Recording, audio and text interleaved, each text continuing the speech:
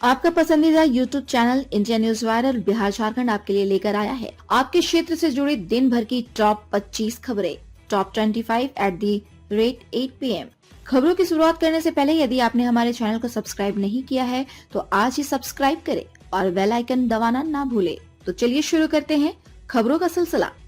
लोकसभा में एक देश एक चुनाव संविधान 129वां संशोधन विधायक पेश हो गया है। केंद्रीय कानून मंत्री अर्जुन राम मेघवाल ने इसे पेश किया है। कानून मंत्री ने विधेयक को जेपीसी संयुक्त संसदीय समिति के पास भेजने का प्रस्ताव रखा है। इसे जेपीसी के पास भेज दिया गया है। सदन में बिल स्वीकार करने के लिए वोटिंग इलेक्ट्रॉनिक मशीन से हुई।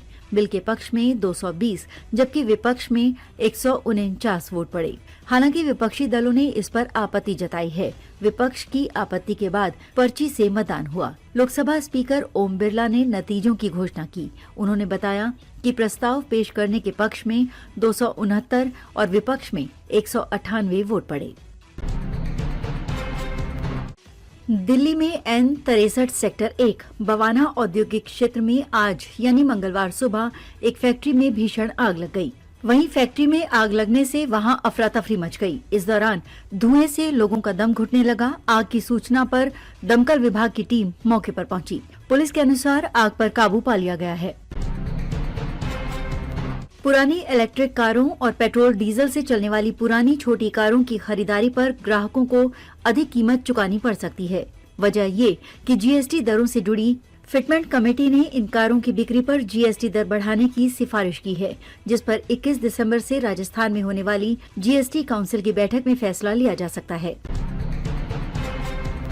आम आदमी पार्टी ने दिल्ली विधानसभा चुनाव को लेकर सभी सीटों पर प्रत्याशी घोषित कर रणनीतिक तौर पर दूसरे दलों से बढ़त बना ली है। प्रमुख विपक्षी दल भारतीय जनता पार्टी अभी जहां फरवरी में होने जा रहे दिल्ली विधानसभा चुनाव को लेकर एक भी टिकट अभी तक जारी नहीं कर पाई है।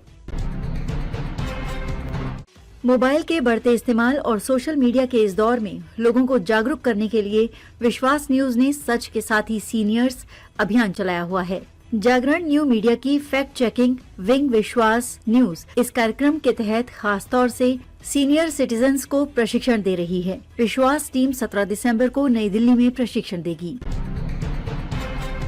खबर झारखंड के गढ़वा जिले से है, जहां वन विभाग द्वारा किए गए केस से एक दशक से पहाड़ियां आदम जनजाति के लोग करा रहे हैं। दरअसल इनके द्वारा खाने के लिए जंगलों से कंदमूल निकाला जाता था, जिसे वन विभाग ने पकड़ लिया और 1 से 2 लाख का जुर्माना लगा दिया। अब जरा सोचिए, आदिवासी जिसका मुख्य भोजन कंदमूल और जंगल के जीव जंतु हैं, जिनके पास जीविकोपार्जन का कोई आधार नहीं होता, वे लाख 2 लाख कहाँ से देंगे।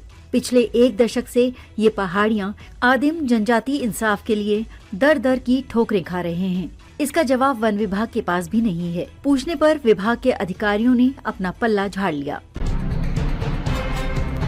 इधर झारखंड विधानसभा के सत्र समाप्ति के बाद पाकुड़ से कांग्रेस विधायक निसात आलम पहली बार अपने विधानसभा पहुंची, जहां कांग्रेसी कार्यकर्ताओं और समर्थकों ने उनका गर्मजोशी से स्वागत किया। वहीं विधायक ने कांग्रेस द्वारा बीते 26 नवंबर से 26 दिसंबर तक चलाए जा रहे देशव्यापी संविधान रक्षक अभियान में सभी से अपनी भागीदारी सुनिश्चित करने की अपील की। साथ ही मौके पर मौजूद लोगों की समस्याओं से अवगत होते हुए उनके समाधान का भरोसा दिलाया। झारखंड में इस बार ठंड ने आधे दिसंबर से ही लोगों का बुरा हाल कर दिया है। लोगों की परेशानी बढ़ गई है। वहीं रांची जिले के मैक्लुस्कीगंज में तो शिमला मनाली वाली ठंड पड़ रही है। रात में तापमान में लगातार गिरावट आ रही है। रात्रि में चलने वाली सर्द हवाओं के कारण लोग ठिठुरने को मजबूर हैं। मंगलवार प्रातः 6 बजे न्यूनतम तापमान 2 डिग्री सेल्सियस दर्ज किया गया। इन दिनों झारखंड की मिनी लंदन कही जाने वाली मैक्लुस्कीगंज में इस सर्दी का अब तक का सबसे कम तापमान रिकॉर्ड किया गया है। रांची में आज न्यूनतम तापमान 9 डिग्री सेल्सियस तो अधिकतम 22 डिग्री सेल्सियस रहेगा। मौसम विभाग ने लोगों से सावधान रहने की अपील की है। जमशेदपुर में बिरसा नगर थाना अंतर्गत जोन नंबर 3 केडी ब्लॉक निवासी नीलम गुप्ता के घर बीती रात 20,000 रुपए के नकदी और सामानों की चोरी का मामला सामने आया है। सूचना पर पहुंची पुलिस मामले की जांच में जुटी है। नीलम ने बताया कि वो और परिवार के अन्य सदस्य चौका बर्तन कर भरण पोषण करती है। सभी घर में सोए हुए थे। रात लगभग 1 बजे के बाद उसकी नींद खुली तो देखा कि पलंग के सामने रखा हुआ टीवी गायब था और दरवाजा खुला हुआ था। इसके बाद उसने परिवार के अन्य सदस्यों को जगाया और घर के अन्य कमरों में जाकर देखा तो पाया कि 2 gas cylinder, 3 mobile, 1 music system, home theatre और 20,000 नकद चोरी कर ली गई थी। इस चोरी में उन्हें नकद सहित लगभग 60,000 का नुकसान हुआ है। फिलहाल पुलिस पूरे घटनाक्रम की जांच में जुट गई है। झारखंड कर्मचारी चयन आयोग द्वारा ली गई सीजीएल की परीक्षा की सीबीआई जांच कराने की याचिका पर झारखंड हाईकोर्ट में मंगलवार को सुनवाई हुई। इस सुनवाई के दौरान हाईकोर्ट ने परीक्षाफल के प्रकाशन पर रोक लगा दी है। इसे लेकर एक याचिका दायर की गई थी, जिस पर कोर्ट में सुनवाई हुई। कोर्ट ने सभी दलील को सुनने के बाद रिजल्ट के प्रकाशन पर रोक लगा दी है। इस पूरे मामले की जांच रिपोर्ट भी कोर्ट में पेश करने का आदेश दिया है। इस मामले में अब अगली सुनवाई 22 जनवरी 2025 को होनी है। सरायकेला पुलिस ने ऐतिहासिक उपलब्धि हासिल की है, जहां चोरी के 70 बाइक के साथ 4 शातिरों को पुलिस ने गिरफ्तार कर न्यायिक हिरासत में भेजा है। एसपी द्वारा गठित एसआईटी ने इस मामले का खुलासा किया है। सरायकेला एसपी ने अपना ही रिकॉर्ड तोड़ा है। इससे पूर्व जमशेदपुर ग्रामीण एसपी के रूप में एसपी मुकेश कुमार लुनायल ने बनाया था सबसे बड़ा रिकवरी का कीर्तिमान। अगस्त 2022 में कोवाली पुलिस ने 67 चोरी के मोटरसाइकिल बरामद किए थे। मंगलवार को दलबंगा ओपी में प्रेस कॉन्फ्रेंस कर एसपी ने इसकी जानकारी दी। जमशेदपुर के बिष्टुपुर स्थित तुलसी भवन में 1 दिवसीय ऑटो एक्सपो 2024 का आयोजन किया गया, जहां इस मेले में देश के नामी गिरामी कंपनियों ने हिस्सा लिया। ऑटोमोबाइल से संबंधित लोगों के मन में बहुत सारी भ्रांतियां होती हैं, बहुत सारी जानकारी का अभाव रहता है। ऐसे में ऑटो एक्सपो 2024 का ऐसा प्लेटफॉर्म जहां लोग आकर ऑटोमोबाइल से संबंधित जानकारी को प्राप्त कर सकते हैं। इसी उद्देश्य से तुलसी भवन में 1 दिवसीय ऑटो एक्सपो 2024 का आयोजन किया गया। इससे पूर्व जमशेदपुर पश्चिम के विधायक सरयू राय और पूर्वी की विधायक पूर्णिमा दास ने संयुक्त रूप से दीप प्रज्वलित कर इस प्रदर्शनी का शुभारंभ किया।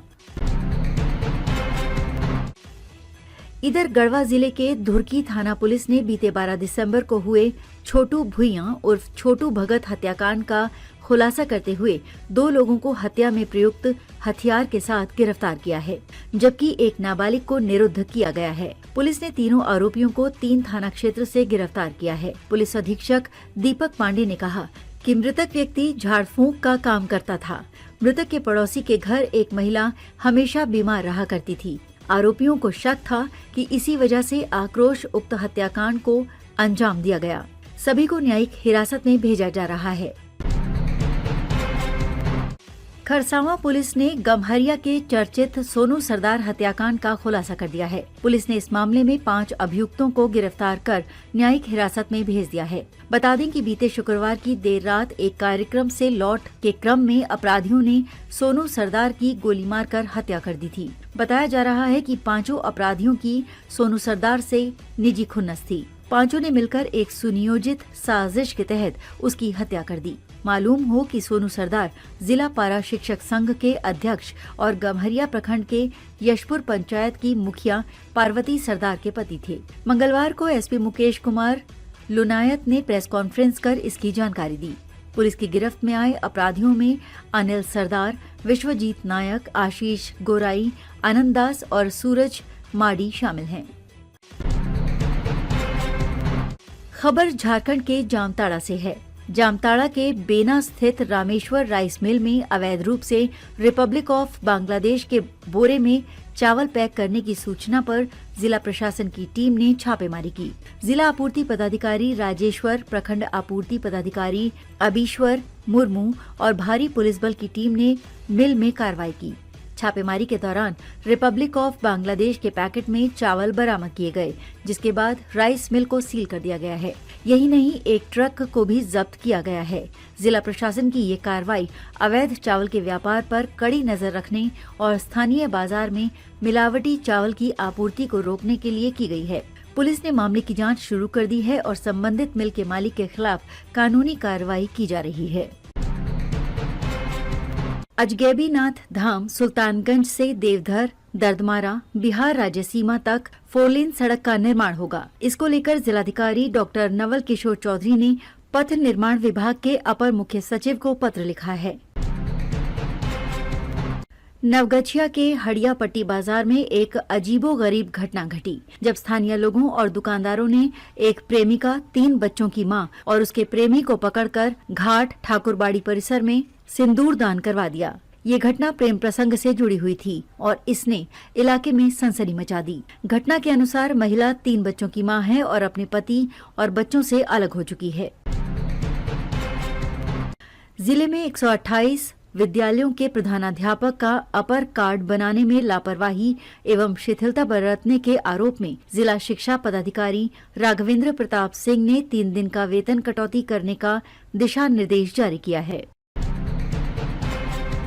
हर महीने फ्री में 5 किलो सरकारी अनाज से जिले के 5.5 लाख से ज्यादा लाभुक वंचित हो सकते हैं। ये वो लाभुक हैं जिन्होंने 2014 के बाद से KYC नहीं करवाया है। वहीं जन वितरण प्रणाली के दुकानदारों से उनके नाम पर राशन उठ रहा है। खाद्य एवं आपूर्ति विभाग ने अगले साल से ऐसे लोगों के नाम पर अनाज का कोटा जारी नहीं करने का फैसला लिया है। भागलपुर रेंज के भागलपुर, नवगछिया और बांका की पुलिस ने 11 से 15 दिसंबर तक विशेष अभियान चलाते हुए गिरफ्तारी, इश्तेहार और कुर्की की गिरफ्तारी में बीते 10 साल का रिकॉर्ड तोड़ दिया है। पाटलिपुत्र थाना क्षेत्र में साईं मंदिर के पास कार से बाइक की टक्कर के बाद युवकों ने महिला कारोबारी का घर तक पीछा किया। इसके बाद कार में तोड़फोड़ की। पीड़ित सबिहा मलिक ने आरोपियों पर कार से पर्स चोरी करने का भी आरोप लगाया है। श्रीलंका के राष्ट्रपति अनुराग कुमारा दिसानायके मंगलवार को बोधगया पहुंचे। उनके साथ विदेश मंत्री विजिथा हेराथ और उप वित्त मंत्री अनिल जयंता व अधिकारियों का एक दल है। सभी का स्वागत BTMC के नजदीक महाबोधि सोसाइटी ऑफ इंडिया के महासचिव भंते P सिवलीथेरो, BTMC सचिव डॉक्टर महाश्वेता महारथी सहित अन्य सदस्यों ने खादा भेंट कर किया। दरभंगा में सिमरी थाना का डायल 112 वैन सोमवार की देर रात गश्त के दौरान पोखर में पलट गई, जिसमें जमादार शेखर पासवान की मौत हो गई, जबकि चालक और महिला सिपाही घायल हो गए। वैशाली के पुलिस अधीक्षक हर किशोर राय मध्य रात्रि अचानक रात्रि गश्ती के लिए निकल गए। रात्रि गश्ती के दौरान SP ने डायल 112 तथा थाना के गश्ती दल का औचक निरीक्षण किया। मौके पर मौजूद पुलिस पदाधिकारी एवं पुलिस कर्मियों को कई आवश्यक दिशा निर्देश दिए। पूर्व केंद्रीय मंत्री सह राष्ट्रीय लोक मोर्चा के राष्ट्रीय अध्यक्ष उपेंद्र कुशवाहा ने सोमवार को कहा कि 2025 में एक बार फिर CM नीतीश कुमार की अगुवाई में NDA गठबंधन की सरकार बनेगी। पिछले कई माह से वो बिहार यात्रा पर हैं। आज के लिए बस इतना ही। कल फिर हम हाजिर होंगे आपके क्षेत्र के टॉप 25 खबरों के साथ ठीक रात के 8 बजे। तब तक बने रहिए हमारे साथ। अपने सुझाव और प्रतिक्रिया कमेंट बॉक्स में जरूर दें।